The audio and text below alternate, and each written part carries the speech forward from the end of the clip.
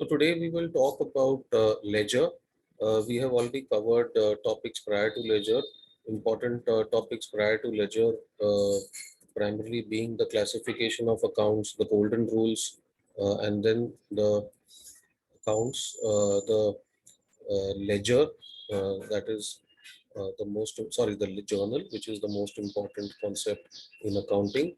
And after journal, we did the subsidiary books. And now we are talking about ledger today. So the books of accounts are by and large classified into two segments: the books of original entry or prime entry, which is called the journal and the subsidiary books, and then the books of final or secondary entry. Now, these two put together constitute the books of accounts. And then from these books of accounts, we start preparing the summaries. And the summaries include the trial balance and then your profit and loss account and balance sheet. So the whole idea is not to prepare books of accounts. The idea is to be able to have a balance sheet, to have a profit and loss account, which you cannot do unless you prepare the books of accounts. So it is almost like cooking, right? So if you want to eat a particular dish, that is the equivalent of the balance sheet, right? You don't want uh, potatoes, right? You want to eat finger chips, right? And you can't do that unless you have potatoes, right? So the whole process starts, and you can't have potatoes unless you have a farm, right? So the process goes backwards. So the same way in accounts, right? Your books of accounts are the things which are maintained in the business, and after you have books of accounts, now you can prepare your final accounts. So final accounts are a summary.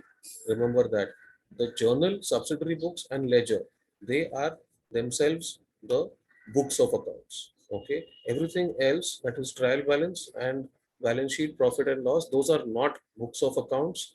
Those are summaries of the books of accounts. Okay, remember that. Now, what is a ledger and what is the need for ledger?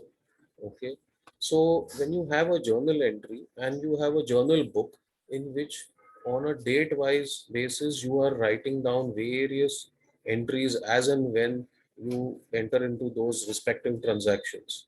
So when you do that, you don't know what is the aggregate picture of a particular type of account, right? So let's say that we're talking about even something as simple as purchase of a machine, right? So that's not purchases, but that is a machinery.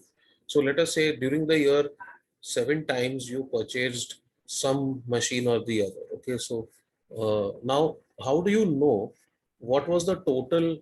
Now you remember by your memory that there were 7 transactions in the whole year, right? But at the end of the year, when you want to know what is the total amount of money you spent on buying machines, you'll have to open so many different pages of the journal, and you'll have to look for the respective dates on which the entries were made, which is not very practical, right? You want one page which is where all these 7 entries have already been entered. Okay, and that page is nothing but the ledger.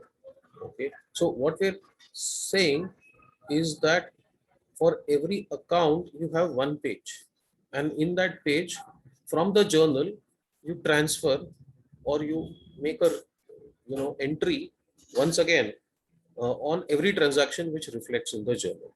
Okay, so when you want to know what is the status of that account, whether it is a debit balance, whether it is a credit balance, and how much amount is that balance, you don't need to go to the journal. You will straight away go to the ledger, and from the ledger you will get that amount. Now, if I ask you to do this, you can create your own format of ledger.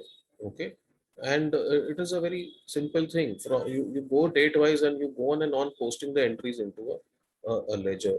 uh, but we have standardized the format, that's all, right?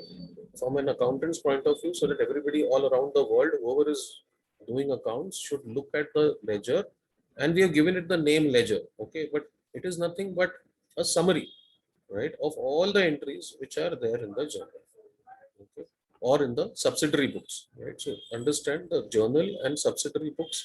are the books of prime entry.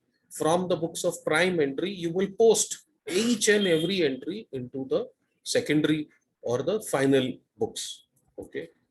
So that is called ledger. So, left side is debit, right side is credit. That is the standard norm on our accounting, and the debit and the credit, right? So that is in a big picture the concept of ledger.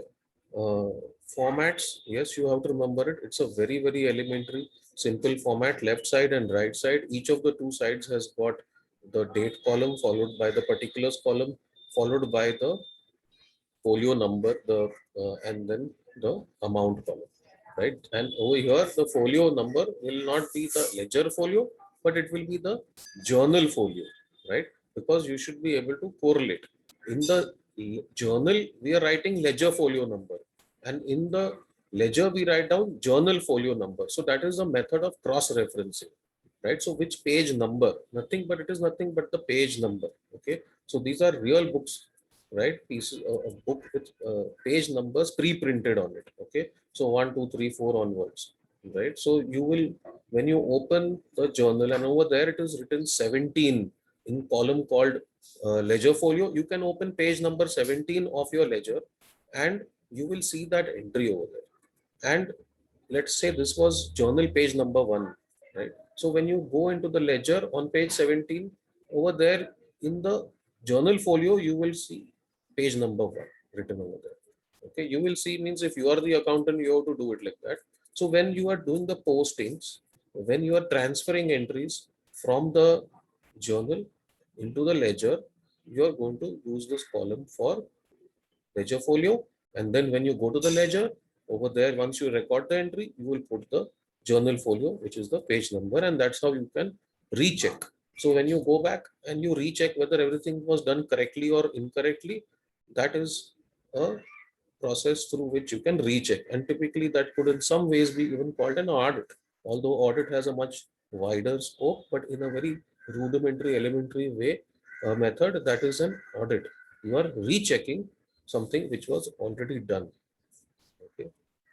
So that is the concept of journal. That's very, very, sorry, the concept of ledger, very, very simple. And it's about practicing. And once you have the journal entry, the process of posting into the ledger is very, very simple. And the process is called posting. You post entries from the journal into the ledger. That's called posting. It's a technical word used in accounting. Okay. And you have to remember it. So you will have a journal entry, cash account debit to machine. So which means cash, sorry, let's put it the other way around. Machine account debit to cash. Okay, that's the journal entry. So machine has been purchased. So when you go to the machine account on the left hand side, because the machine has been debited, you will post into debit. So we will have a separate lecture in which we will talk about examples, solved examples with visuals of the examples, and 2 3 examples we will go over. That will be the next lecture. This is a concept level lecture, and this explains the concept to you. So keep your ears open, listen in concept lectures. That is how you learn. Okay.